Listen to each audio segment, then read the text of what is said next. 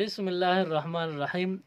अस्तासु तवज्जो यो अहम मसले तरफ ته راګرځول غواړم।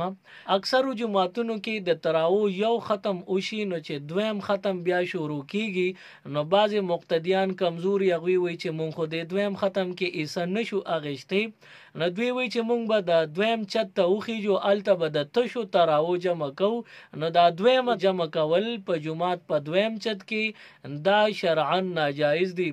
بعض امامان وی نه خیر دی جایز دی که د مقتدیانو د دواړو جمع په خپل منځ کې اختلاف نه راځي نو خیر دی، دا شرعاً ټیک خبره نه ده۔ دې خبرو نه ځان اوساته، د جمعات نه بهر چته حال وی چته میدان وی چته ډاګ وی یا چته چاکور وی او اجروي په هغه کې د تراو دویمه جمع وکي، خو په جمعات کې دویمه جمع د تراو شرعاً دا ناجایز ده او دا قابل ترک دی، دا پرې خودل پکار دی، पदी की गुनाह था। मजीद इस्लामिक वीडियोस देखने के लिए हमारे YouTube चैनल दीन और दुनिया को जरूर सब्सक्राइब करें और बेल आइकन जरूर प्रेस करें ताकि हमारी हर एक वीडियो की नोटिफिकेशन आपको मिल सके।